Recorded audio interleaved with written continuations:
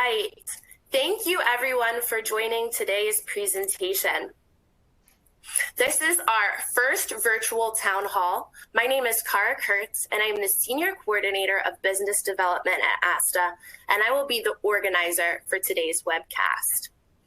If you were with us for our previous webinars or industry updates, welcome back. And to any new attendees, thank you so much for taking the time to join us today.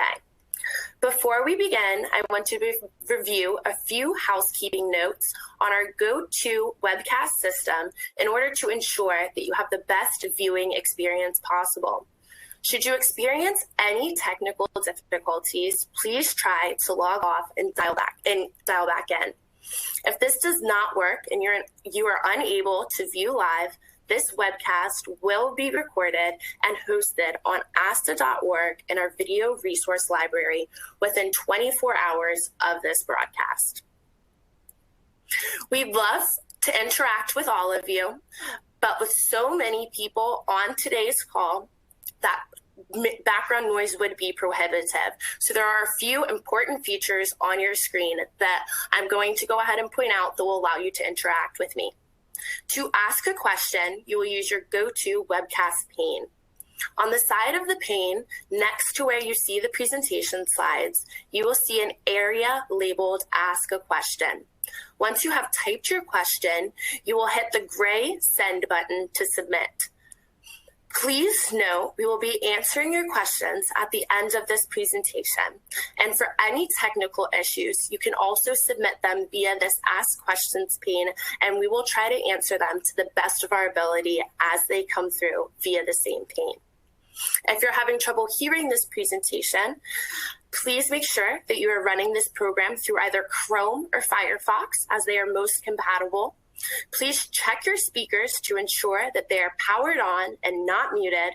And if you're using an Android device, Apple iPad, or iPhone today, you will need to click the media play button in the middle of your screen in order to begin the presentation, as these devices do not permit streams to begin automatically.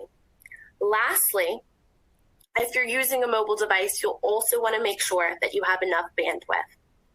Though all audience members are muted, we certainly want to hear from you all. But again, background noise would be prohibitive throughout this presentation.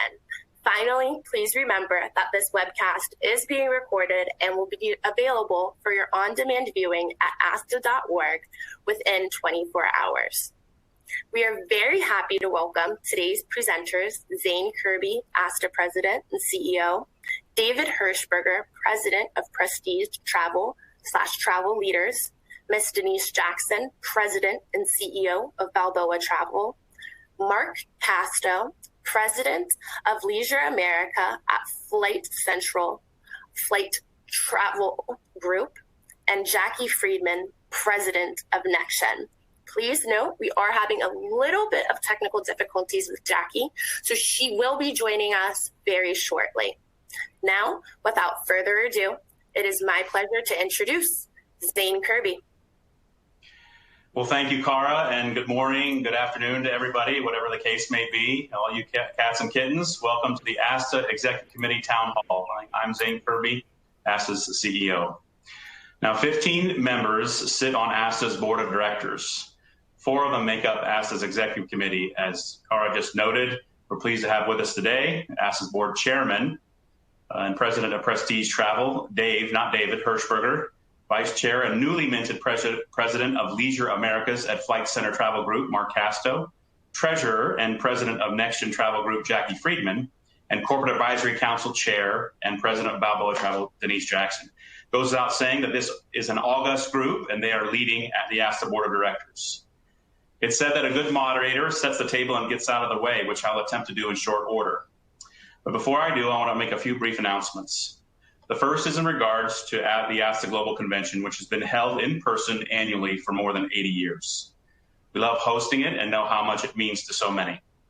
After careful consideration, weighing factors of public health, the ability to travel, and potential constraints on groups gathering here in Washington, D.C., we've decided that this year's ASTA Global Convention will be hosted and conducted virtually. Now, initially, we struggled with the idea that we wouldn't be able to see each other in person, but after reviewing and selecting the right strong technology partners, we're confident that this year's ASTA Global Live will provide attendees with a unique opportunity to hear from more industry leaders and elected congressional and other government representatives. In fact, this just in, we're extremely excited that the Secretary of Transportation, Elaine Chao, will be joining us at this year's Global Convention. Dr. Chao came to the United States at the age of 9, knowing no English. She received her U.S. citizenship at the age of 19 and earned a Harvard MBA. She has also received 37 honorary doctorate degrees for her extensive public service, serving as Secretary of Education for 8 years in the Bush administration, and now as Secretary of Transportation. With all due respect to Condé Nast, as Transportation Secretary, Dr. Chao is the most powerful woman in travel. So we look forward to hearing from her.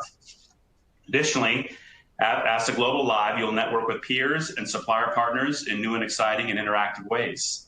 Not to worry, we're not going to keep you glued to your computer all day, but we'll offer compelling content we will expect that you won't want to miss. So just to give you a quick outline, we're going to have fast-moving TV broadcast style 45-minute general sessions, small group and peer-to-peer learning with a variety of educational sessions focused on rebuilding, resetting, and restoring business, and a unique virtual trade show where you'll dynamically visit with industry suppliers in a face-to-face format that we're actually really excited about.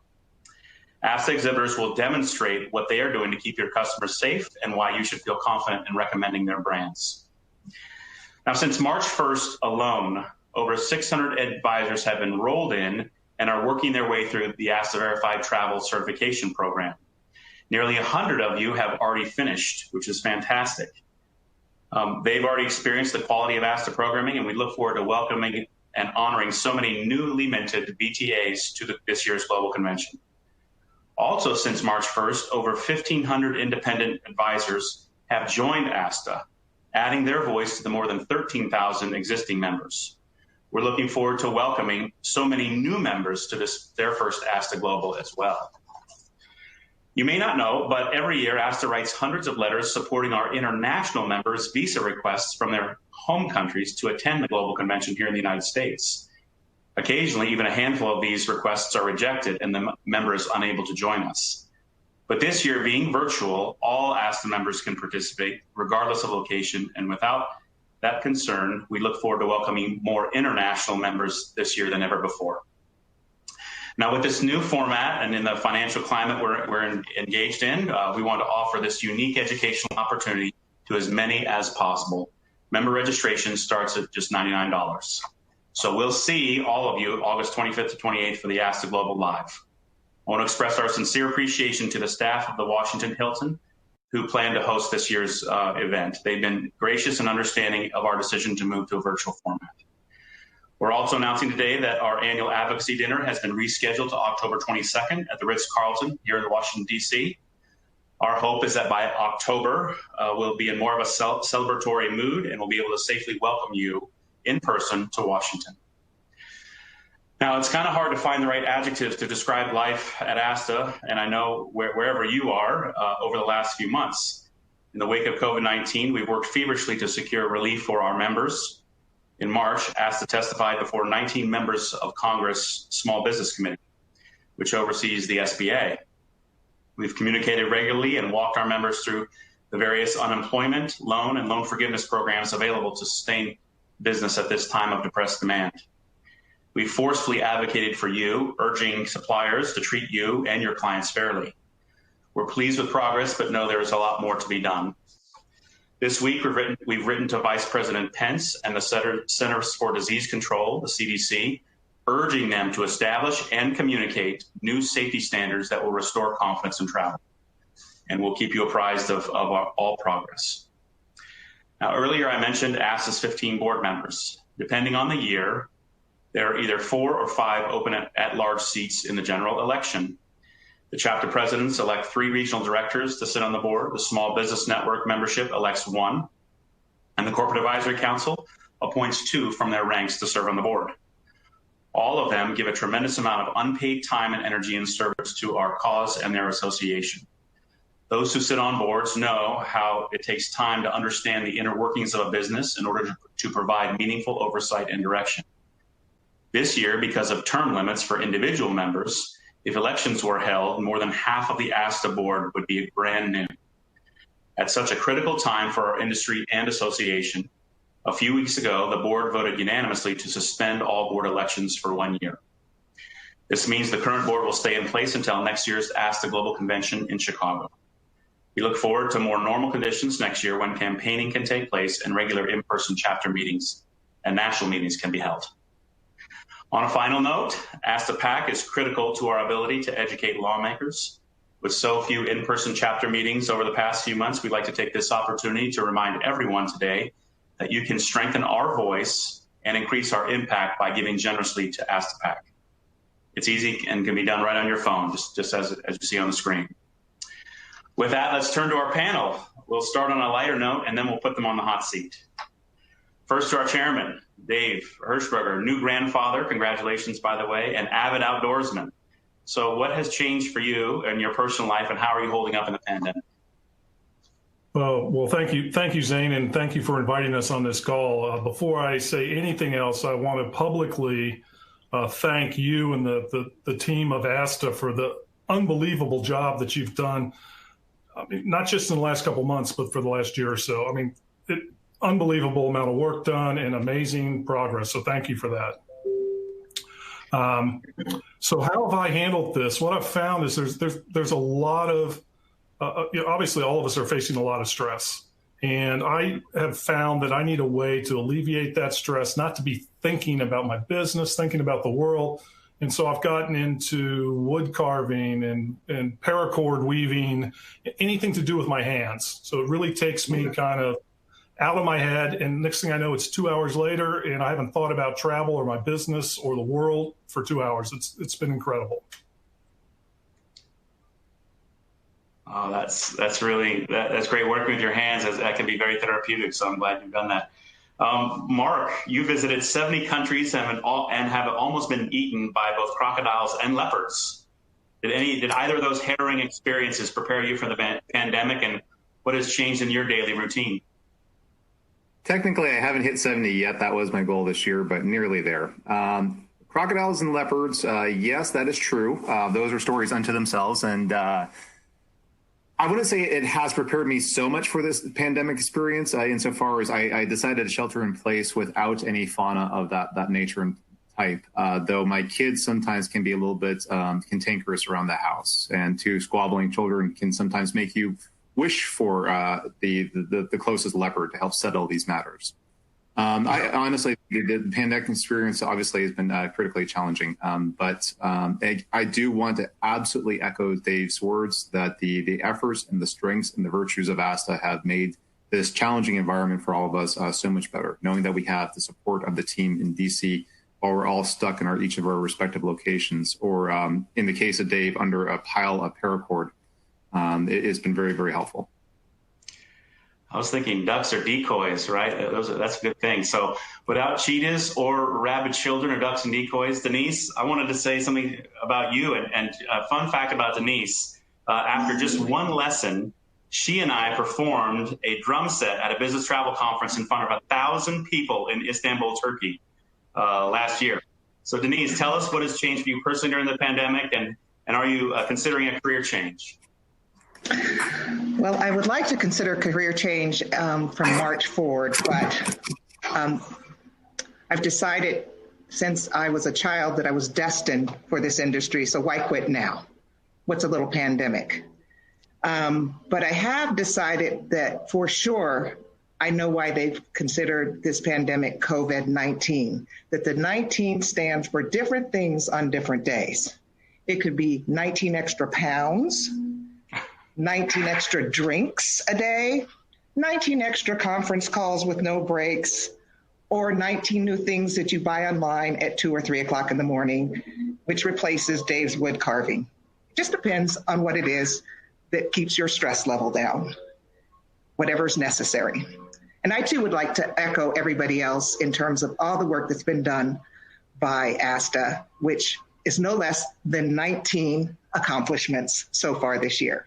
So bravo to you. You guys are all very kind. I don't know if Jackie's on. I can't see her, but is she on? And can I just not see her but hear her? Jackie, are you with us? Zane, I'm going to go ahead and pop in. This is Cara. I've been speaking with Jackie as well as her IT team, and she's having a little bit of a firewall issue. I will reconnect with you guys should she be able to pop on after our next panelist, but I think we should just go ahead and keep it moving along. Sounds good. Well, the fun thing is that Jackie was a former jazz trombonist who declined a job serenading sheep in the Swiss Alps. And so we'll catch up with Jackie and ask her that question when she comes on. So I hope she brought her trombone in today, Zane. Sorry? I said I hope she brought her trombone in and is going to play for us today. She might serenade us. That's a good point. Now, Mark Meter and I this morning talked with our research team, our outside research team that's surveying consumers every 2 weeks. And they reinforced the idea that many consumers have stronger concerns about societal issues right now than they do about their own personal economic decisions. And that while unrest may cause them to avoid travel to large cities, perhaps in the near term, many are exhausted by the quarantine and are restless to get out and see the world. Since all of you are on the front lines of travel demand, what are customers telling you? Maybe, Dave, you could take a first stab at that because you have both business and leisure customers, and would love to hear from Mark and Denise on this issue as well. Sure. Thanks, Zane. On the corporate side, they're itching to go. It's starting a little bit slower than I thought. Initially, I thought corporate would be the first ones back in the travel. On the vacation side, boy, there's pent up demand and pent up interest. We're getting so many requests, not doing that many bookings, but we've got a lot of requests. We want to go as soon as possible to Hawaii, to Dominican Republic. So there's a lot of interest right now. And I think as soon as we get some help from the CDC and a couple other areas, I think we're going to see a real burst of travel again. Denise, Mark, having that same experience with corporate and leisure customers? Reticence on the corporate side, and then a little more pent-up demand on the leisure? Well, I'll go, Mark. We're primarily more corporate than we are leisure, and we also have meetings and incentives. So we're seeing a variety of things across the board. The meeting side, obviously, the large meetings have canceled for the obvious reasons, but we're seeing more of a demand for virtual meetings. And so we've had to recreate that area overall. And we've entered into some new strategic partnerships with virtual technology to be able to create the technology beyond just the Zoom and the go-to meetings for more of an experience type, like we're talking about doing in August, meeting environment for those customers. Now, our corporate customers, we've spent a lot of time providing COVID information for them. So we've actually created a desk that's designed just for them, getting information out. That seems to be the biggest piece. A lot of questions that we're providing on the account management side. They're really trying to determine beyond their essential travelers that have to get out and have to go, what liabilities are still in place. They're frustrated over if it's international travel, which we do a tremendous amount of, when the level 4s are going to go down to level 3s, level 2s, whatever, and how the schedules with the airlines will play into that. Because it's not just the CDC saying go, it's also when are the airlines going to have capacity and the ability with the schedules to get them to where they need to go. So it's all of it with suppliers that have to play in to make sure that we can get out there on the road. And our restaurants open, our hotels up to speed. It's not just, is the hotel clean? What surrounding areas, and that's where our COVID desk comes into play. What's going to be open? What services are going to be available? Is there a car? What happens with Uber? Everything that was in their travel policy before has to be retooled. And so we're working strategically on a regular basis with communication, and it's higher demand than ever before. The bottom line is our customers are still there and they haven't left us. It's just that they're not traveling and they're anxious to go. And it's a question of whether international is going to go before domestic. And I think Dave is right. We felt that probably some of the corporate travel would go before the leisure travel, but the leisure is definitely coming back for us and starting to book. And more families are wanting to go than ever, which also presents a problem because it has to do with whether they can all go together and where can they go. We're starting to see the sales out there. I mean, I saw today a Crystal cruise out there that was an amazing price in the Caribbean, like I've never seen before. But the deals are there, but it's a question of, am I going to get stuck on a boat? Am I going to be able to take the entire family? Can we all sit down for dinner at the same place? Are we going to have to social distance? So we're having to become the experts. All our travel advisors are dealing with the same thing out there, but everybody wants to book and get going. So a lot of that is what we're seeing, and I'm sure everybody else is seeing the same thing. Nice. Great, thank you. That's great. Mark, good to hear. Mark, anything to add on this issue? Yeah, just to re-echo many of the comments made. For us, leisure travel is definitely leading the way out of this. While we all were wondering as to which it was going to be, it's clear for us right now that leisure is. And just kind of delve into that, there's two particular market segments that have been showing some livelihood. I agree with Denise. This is absolutely a chicken and egg situation. Which one's going to open up first? Is it going to be the traveler demand? Is it going to be the regulations? Is it going to be airline capacity? All of those have to work in tandem. But I fundamentally believe that the critical element is that the traveler interest has to first surface, and then that's going to open the doors for things to occur. And what we've been seeing is that at least in search term activity, as well as expressions of interest, be it on our websites or e-commerce platforms, those have been increasing incrementally week over week and have been doing so for the last 4 weeks. So people are back looking. Now, obviously, we are all at very, very diminished levels, but at least any kind of positive trend off of the floor is a positive trend, and we are starting to see those movements. Now, there are two different business segments I indicated that are actually starting to show some significant positive growth.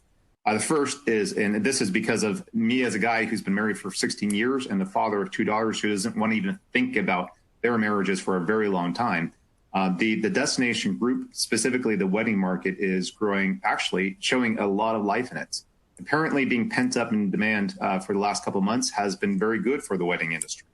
And so we have had quite a number of bookings over the last couple of weeks in particular, pretty sizable amounts that have been coming through. So very, very positive.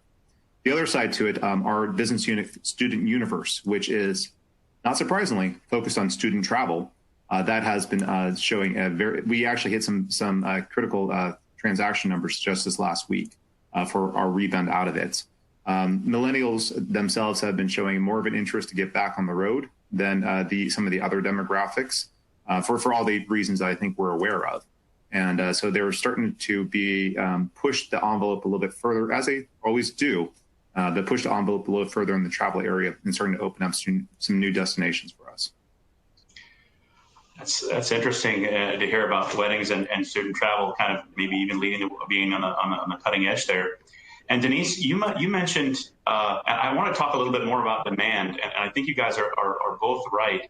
It's interesting, bringing a plane back in the sky is a challenge. It's not just like it happens. You snap your fingers and it happens tomorrow. There are a lot of fluids, oils, things that need to be calibrated to bring a plane back. Plus, any plane that's been sitting for more than 30 days has to go through a recertification program with the FAA. So do pilots. There's only one place that Delta Airlines certifies pilots, and that's in Delta's headquarters in Atlanta. So, the whole idea of demand returning immediately with flights is, I think, a real challenge, and I think we're gonna see some lag there. But beyond that kind of lag, can you tell us again? You mentioned it, Denise, on the business travel side. Do you feel like there's been a more permanent shift in demand, or do you think that when either a vaccine is found or treatments or other types of thing, CDC measures are put in place, that people are going to get back out on the road in numbers that they were before? No, I absolutely think if a vaccine is found and CDC puts measures in place, it will start flowing again. I think where customers are feeling they're struggling with it is, obviously a corporation does not want to be liable for their employee being on the road and contracting COVID or it being fatal and having the liability of that. So they want to ensure that their employee is safe and that they're taking all the proper measures, and that all the suppliers along the way are ready and able to be able to get them across the country if necessary in the safest possible way. And some of what we're hearing from the airlines, we're going to avoid the middle seat. And if you're not comfortable, you can cancel. But what we're not necessarily all educated on is, well, if you cancel that middle seat, you may not get on a flight for 2 weeks. So that's not going to work in the corporate environment for those of us that are selling corporate travel. You'll miss your meeting. So it's got to be up and running and make sense. It doesn't have to be perfect, but to your point of needing to get a pilot ready to go, we're on the West Coast, for example, with a lot of our customers. So we don't have even schedules going to the East Coast. We do a lot of transcon, and if you only have a couple of flights a day, and they're full to capacity, which is good for the airlines, but people aren't comfortable in getting on that flight, or that becomes the new travel policy. A company puts that new travel policy in place that you cannot be on, let's say, for example, I don't know if they're going to do this, but if the plane is over 50% capacity, we don't want you on that flight. And there's only 2 flights a day, it's not going to work. So, or there's not multiple choices, or only one carrier is going, 1 or 2 carriers are going to deal with that. We don't have choices. So we have to figure some of that out. And our customers are still unsure, and they're asking every day, what are you hearing? What are you going? Even the travel managers who are going to the same seminars that we're going to, we're sitting down, and the good news is we're sitting down together and we're trying to figure out together strategically what's the best path moving forward. And the suppliers then are calling us and saying, what are your customers saying? So the unknown is the problem. So a vaccine would be extremely helpful because then that takes everything out of the equation, right? One would hope. I hope you're right. So you can get a plan. The problem is we can't really plan because we don't know. Yeah. So we're doing the best we can. And to Mark's point earlier is, seeing positive numbers. We're seeing positive numbers. I mean, they're not great numbers, but we're starting to see positive numbers. We're able to model something. We tried to model a few months ago and we found ourselves completely off. I think you asked us as a group, as a board, where do we think we're all going to be in June? And I don't think any one of us got it right. I remodeled for our company, a few weeks ago, and we're pretty spot on right now. It's whether or not we're going to stay on that trajectory. Right. We're hopeful that we are. On a follow-up note to that, again, this morning, we live in a litigious society, for good or ill. It looked as though even when people were told, say your company makes every provision, say you sign a waiver agreeing to hold your business harmless and or other suppliers harmless, you still sue if you got the vaccine or brought the vaccine home. And twice as many men than women said that they would actually sue under any circumstance. So I think it's a real problem, a real challenge that needs to be overcome. ASTA is supporting broad-based business indemnification, and there are several bills on the Hill that would offer that. Now, the sort of aperture of how deep that indemnification covers is going to be, I think, a fight. But we certainly support the idea that businesses shouldn't be held liable for people who get COVID. It feels like it'd be almost impossible to prove. But are those I guess that every company and corporation is wrestling with this. But is there anything short of that complete business indemnification that businesses want? Are measures put in by the CDC and or social distancing, are they going to be enough? Do any of you have a sense of that? Zane, I would state, in putting my old corporate hat back on, that those are all necessary components to it, but in and of themselves, they're not all wholly sufficient. We absolutely need some broad-based liability reform associated with this. We need to address the fact that California, for example, is now on a presumption stage that if you get COVID, you are presumed to have gotten it in your workplace. Well, that's going to obviously impact the return to work strategies for many different companies. And the ability and willingness for people to travel for business purposes. So we need to have some of these regulatory components to be addressed to encourage a more positive environment for economic return for people. So the efforts that the ASTA has been taking to this is very beneficial, not just for the corporate entities or the corporate travelers, but also for anybody who engages with those. And so for any independent contractor who has an employee, and if they bring them into their place, we need these types of relief mechanisms in place for all of us to see that the travel industry returns, but also just general economic progress resumes as well, too. Good. Well, thanks for that. Now, we're speaking of sort of shifts in demand. Yesterday, I was asked if the pandemic will cause permanent shifts in travel demand on the leisure side. So let's switch places there. And Dave, I want to ask you this question. Will RVs replace Paris and the pyramids? Right? I have my doubts. But are all of you opening national parks divisions and boning up on the Everglades? No, I don't think so. But I think there'll be a growing demand for domestic trips. One of my favorite destinations to travel to is any one of the 62 now national parks that the United States has. So I do think for the short term, the domestic travel will far outpace international. But there's nothing like seeing the pyramids. There's nothing like seeing the Louvre. A national park's great, and there's a lot to see in the United States, but there's something about going to another culture that changes you. It broadens your horizons, and it really changes how you view the world when you travel internationally. So I don't think that's going to be a major change, and I certainly hope it's not. Mark, as newly responsible for all the travels in the Americas, any thoughts here?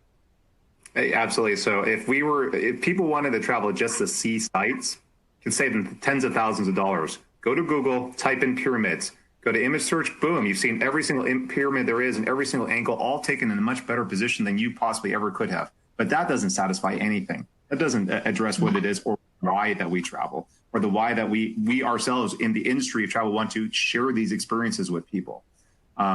Yeah, it's going to be diminished for present. It will come back. There's no question it will come back. People need to see the world. People need to connect. People need to experience. That's as hardwired in our DNA as the need for water is the need for a sun to get our vitamin D and anything else.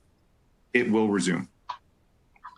Exactly. I read in the Wall Street Journal the other day, without wandering, we die. And I would agree with that, agree with everything it said. So Denise, in this time where travel is sort of suppressed for a time, what are your employees doing if we're not all rushing out to learn a new destination or a new particular area of the world, or boning up on all of the domestic kinds of destinations and river cruises here in the United States? What are your employees doing? I mentioned before, we've had a massive surge in people taking the Verified Travel Advisor. This seems like a good time to sort of turn some focus to sharpening your saw. What are you doing at your company, and what are your employees doing? Well, we took advantage of one of the PPP loans, and thank you for helping us with that process. And we ended up bringing all of our employees back. So obviously, we didn't have a lot of transactions for them to work through with our corporation standing still. So we did start with any personal training, which we do on a regular basis. And for those of you that may not know, we are primarily a virtual company anyway. So it wasn't too hard for us to go virtual. We have 3 brick and mortar locations across the country, but most of our agents are virtual and our trainers are virtual. So it became very easy for them to do that. We had some tech projects that we had them work on, and the agents are used to using technology, but they don't know how to build it or why sometimes they're supposed to use it. So we took, as I told you, we created a whole COVID desk, and we redeployed some of the agents on that. And we took time to make sure that they had a good understanding of why our corporate customers were asking them to use the tools that they were using, because we tend to use a tremendous amount of technology, chat, SMS, to give you an example of some of the things we're doing. So we got them to get to that technology frontline experience, and we educated them during this period of time. And they were sort of fascinated. And our competitors are using a lot of this stuff, and they were saying, why do we always have to do this? And why do we? Well, they got to see it.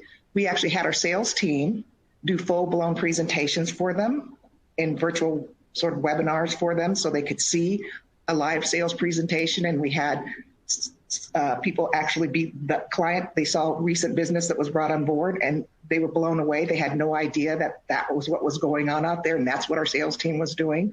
We had our account management team do quarterly business reviews, which is the norm for them, but agents never get to see that. Advisors don't get to see that. So there was a lot of that cross-functional stuff that was going on during this 8-week period of time. And then we moved a lot of them in sort of technical roles. And we actually, some of you know Stephen Thomas Schiller, our singer, who's always singing at various events. He headed up a project that we decided to do some community service. And a lot of them got on board with that. And they were dealing with some senior citizens on a couple of projects. And they did a singing project.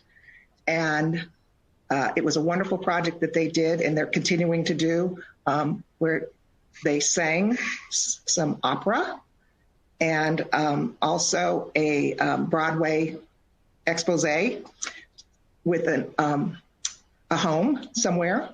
So a lot of different things were going on for us. Not to mention, of course, we had them look at ASTA's program. And if they weren't on board, we want a small piece of what we do is leisure, as you guys know. But we also had them hone in on any certifications that they weren't up to speed on and anything else that they wanted to do. So we kept them quite busy. Nice. Well, that sounds great. And learning the technology is so important. You know, I think that, you know, even with our staff, we have a database there, and, you know, it's just learning how it works and using this downtime to kind of understand how our own systems work. It sounds great. And I'm glad that Thomas was spreading sunshine. He has an enormous talent. Anything from you, Mark or Dave? Anything you guys are doing differently with this kind of downtime for those on your staff? Go ahead, Mark. So we have a program inside the company called Butterfly Not Bear. We've all been looking at the pandemic and the time period as a point of hibernation that we all need to, you know, kind of retrench, to dig into our caves, and then we'll eventually emerge when this takes place. And so that's the natural inclination during the course of it. Hunker down, hunker down, hunker down. And after about a month of it, we realized that's exactly the wrong approach to taking of it. Rather than be the bear waiting for the spring to return, let's be the butterfly. Let's reform within our cocoon and come out to be something much better, much brighter, much more beautiful for it. So we're going through basically taking a 3-year reconversion plan and distilling it into a 3-month time period. And that includes a significant change to our internal operating structure for the software, for example, that we use for quoting, for invoicing, for sharing product with our clients, to the training modules that are provided to the agents, to the roles and orientations of the senior leaders and the network leaders within our teams too. So we're really using this as an opportunity of, if you're a mechanic and you have a car in front of you, you want that car to be parked on the side of the road. You don't want to be changing the tires or changing the engine when it's going 100 miles down the highway, because there's no highway patrol anymore, since they're furloughed as well too. So let's do that. And that's really the approach that we've taken to it. The car is on the side of the road. Let's fix it now. Mm-hmm. I like that analogy. Dave? I would say some similar things, certainly not as articulate as Mark could put it out with a butterfly coming out of a cocoon and all those kind of things. But I'm very proud to say that I will soon have 3 colleagues join me as a VTA. So training has been very important. And this has also given us a chance to kind of think through all our processes. You know, what are we doing? What makes sense? How can we tweak that? You got the time to actually get your hands dirty on working on some stuff when, you know, back in February, you were so busy, you didn't have any time to do anything. So it's given us some time to really think through our processes. And does that make sense? Can we clean this up? Can we do this? And so we've looked into a lot of our operations. Like Denise, with the PPP, I've got people working full time with about 10% workload, you know, so we've got a lot of time to be a little bit more creative. We got some more time to reach out to existing and past customers, not to sell them anything right now, but just see how they're doing. And let them know that we're going to be here for you at the end of this. You led right person. Oh, go ahead, Denise. I was going to say that that's so true. The reaching out to customers, we actually put together we have a client advisory board to begin with, but we've had a couple of clients go above and beyond. And if you have those type of clients that want to interact with you, one in particular, we started off with some strategic sessions because although, we've all been kind of doom and gloom about things and just trying to survive and get through this, it's really an opportune time as well. I mean, both Dave and Mark have said it so beautifully in different ways, one with butterfly and one without. But if you are looking at your business and trying to figure out, this is just another time, if you've been in it as long as I have, to decide, what are we going to look like again after this new thing that we're going through? How are we going to be in our next iteration of travel? And we've really been grateful for a couple of customers that have come forward and gone through multiple sessions with us from a corporate perspective to say, here's what's important. No, that's not what we think is important. That's great. You're showing us all that stuff. And we've been through PowerPoints and bringing all this wonderful work in, saying, here's what we think it should look like. And they're saying, none of that's important to us. This is what we think is going to be important, particularly on our meeting side. I mean, that helped us with our whole meeting strategy, where we thought everything in the world was going to be virtual. I'll give you an example. At one point, they said, this component will be virtual up until this size, but you will never replace, for example, large meetings where you have to still have events where people need to network and you have sales exposés. But from this size down, everything could be virtual, and companies are used to that, and they're never going to spend money in this direction again. That was so insightful for us, and we have spent so much time with customers, and then they have gone on and prepared models for us, and we have interacted so closely. So I encourage any of you out there that have those types of customers that are willing to give you time, because in some cases, they're on downtime too. They don't want to admit it, but they are. And they're sometimes a little bored, in fact, more bored than you are, where you're running around trying to figure it all out. And they will give you that time, and it is gold. Take it, whatever. And believe me, I've had conference calls with some of them, and they're on the East Coast, and they're talking to me at 9 o'clock at night, but they're willing to give me that time. And I take it with their kids running around in the background. And it's just amazing, the intel that you're getting, and you're able to bring that back to your business and make some decisions that otherwise you may have actually gone in the wrong direction. And it's enabled us to figure out sort of a plan moving forward, because if you talk to enough customers, you're hearing the same thing over and over, because they have learned to live in a new model. And we need to be prepared for that, not what we think is a new model, but what they think is a new model, because they're going to pay us at the end of the day. Yeah. And that goes with our revenue stream. It's not just how we operate, it's also the way we get paid. They have decided, we're thinking, oh, we're working so hard and we're not getting paid enough. I can tell you they're thinking, we're paying them too much. We need deals. Where are the deals? Leisure. They want deals. They don't want to pay the same amount. And we're thinking, we got to get more revenue out of these people. Look what happened the moment all this happened. We're running around working our tails off and no revenue's coming in the door. We should figure out a model in which they need to pay us for all of this. They're not thinking that, I promise you. So we've got to get creative and meet somewhere in the middle. So if you have those customers, reach out. It sounds like the conversations you have are saving you a ton of money and potentially wasted investment, right? You're thinking one direction, but the customer conversations are bringing you back into thinking about how and where you're going to develop your value proposition as a business. That's really good news. Speaking of that, and that's on the corporate side, are there things that you should do right now with your leisure customers that in order to keep them close? I look at Dave and Mark. Are there things that a regular, more of a leisure-based advisor should be doing? Yeah, I know on our end we're in the process of scheduling some virtual cruise nights, information sessions, just to stay in touch. Not a hard sell on now's the time to book, but this is what cruise lines are doing to address COVID. This is what we're going to see in the future. So that kind of thing. We're scheduling tours of the airport because the experience at the airport now is going to be very different. And so we're getting the station manager to take handfuls, 5 or 6 customers at a time, go down, tour, and kind of walk through what the experience is going to be like when they do start traveling again. And just reaching out and saying, hey, I know you're probably not traveling now, but boy, this is a good time to think about it. Let's get something on the books for 2021, 2022.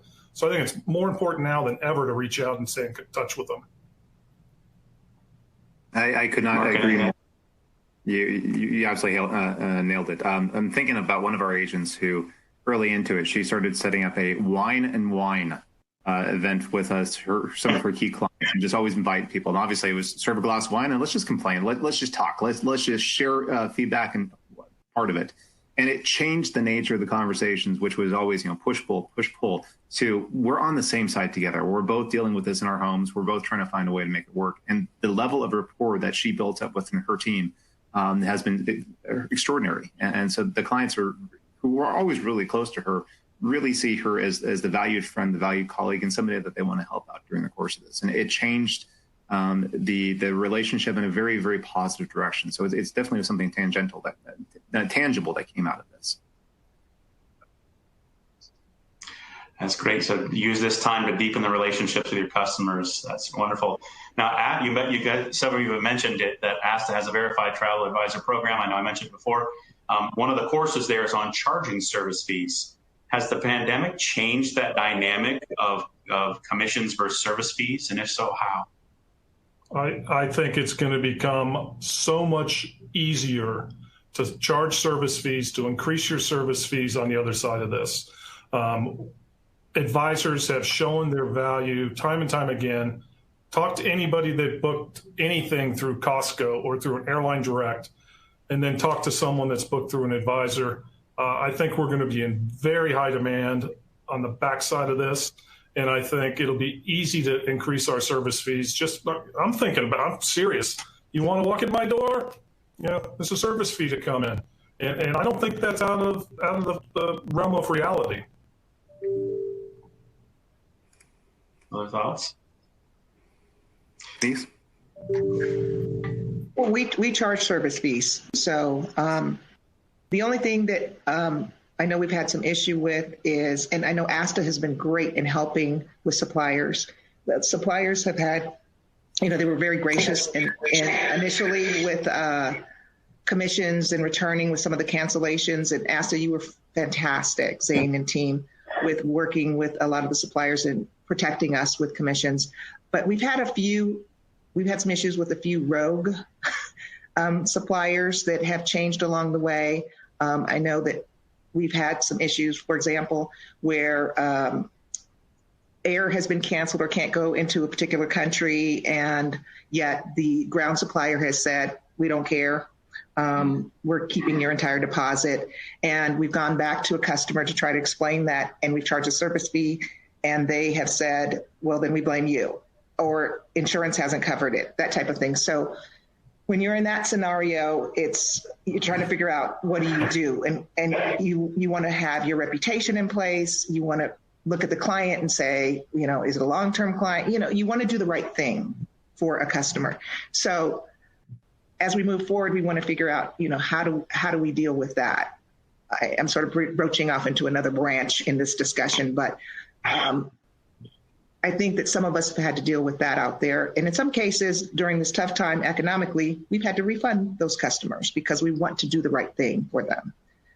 And we'll continue to do that, but we'll still continue to charge a service fee, because I think by doing that, you have to look at both sides of the fence. If I'm going to charge you a service fee, I got to do the right thing and be the good travel company that we say we are.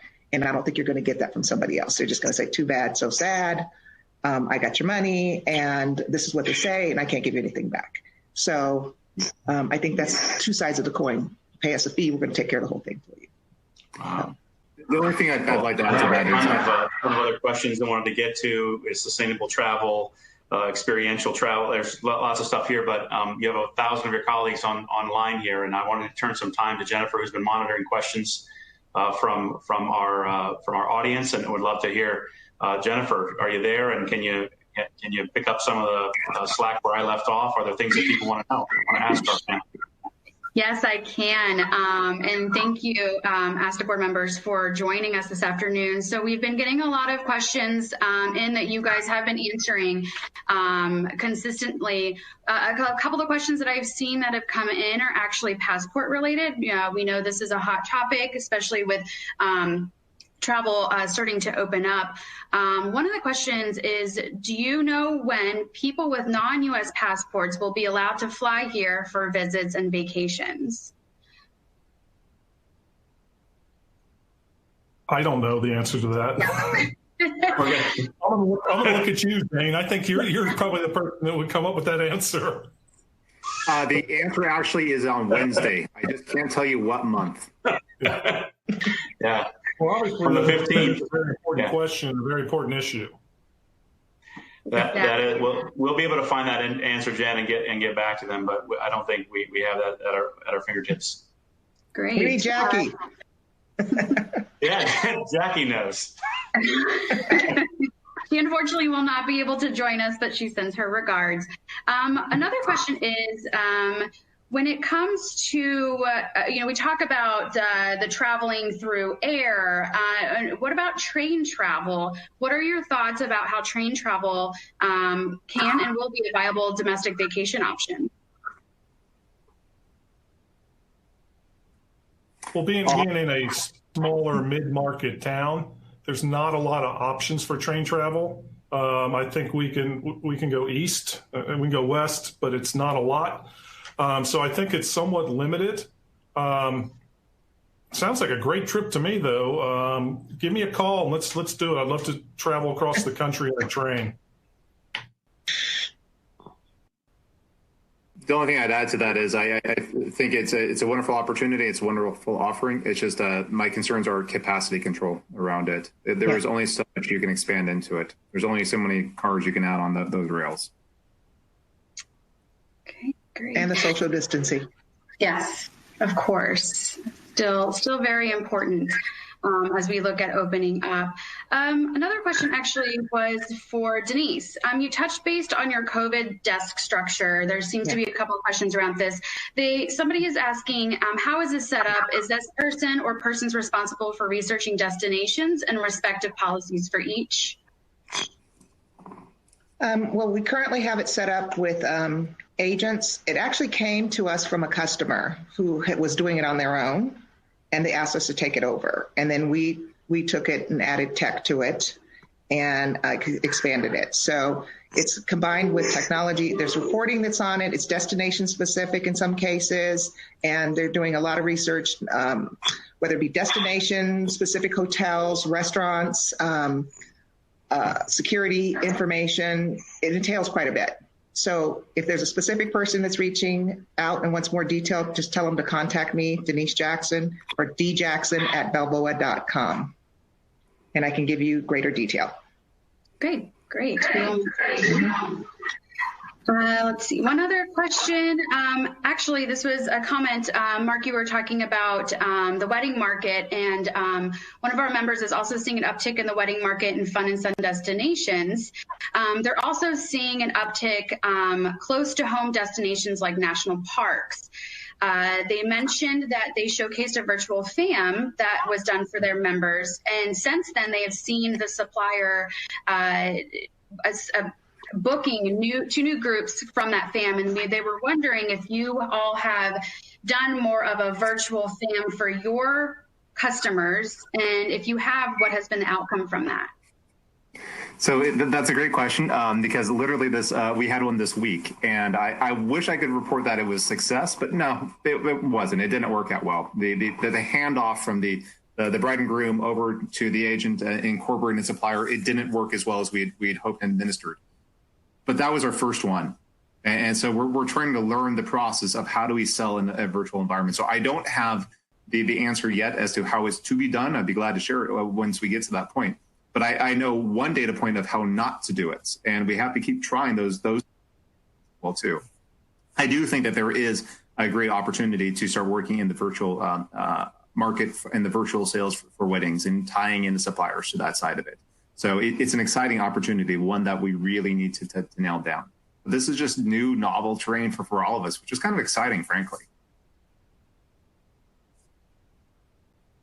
Nice. Well, Jen, thank you for those questions from the audience today.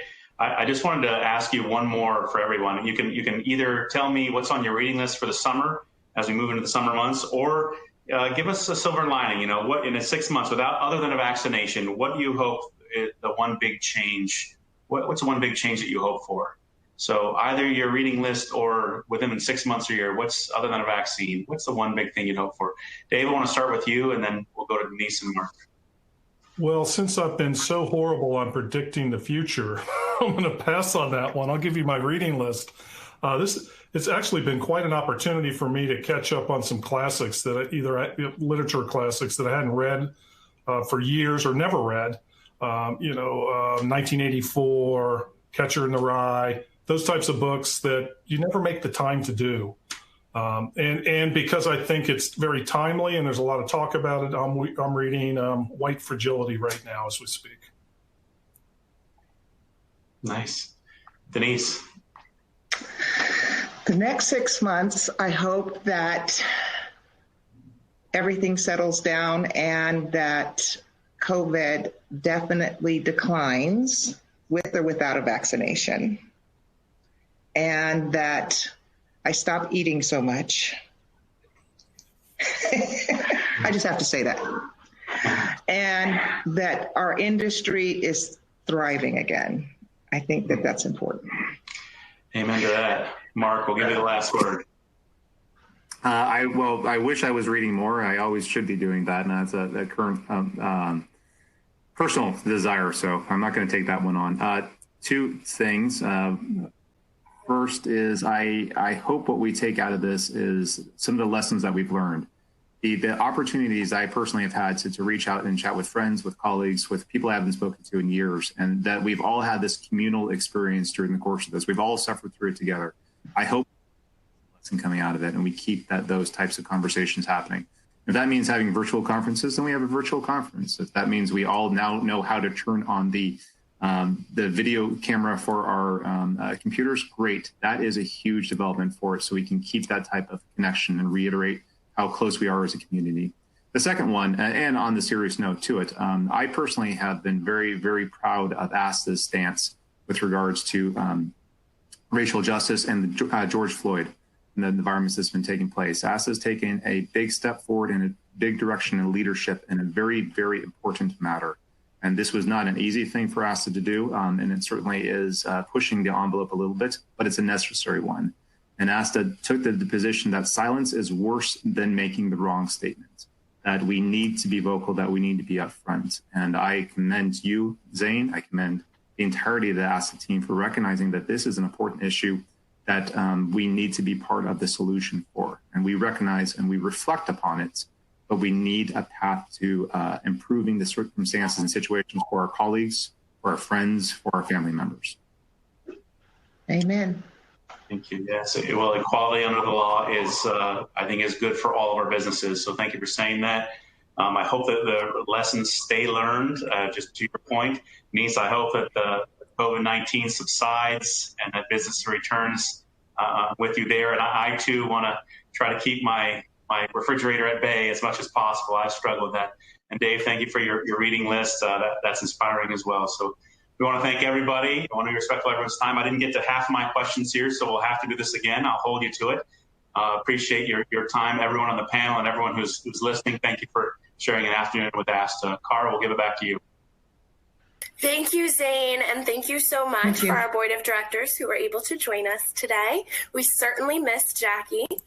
I would like to mention that we're converting our new website, astagloballive.org. If you were unable to access it, you'll be able to access it first thing on Friday morning. As I mentioned at the beginning of this webcast, it was being recorded. So if you would like to listen to this presentation again, or you know anybody who this would be beneficial to, please send it their way. It will be on asta.org within 24 hours. This will conclude today's presentation, and we are very happy that everyone could join us and hope that everyone has a wonderful rest of their afternoon. We look forward to seeing you all in our virtual event in August. Bye, guys. Bye. See you. Take care. See you.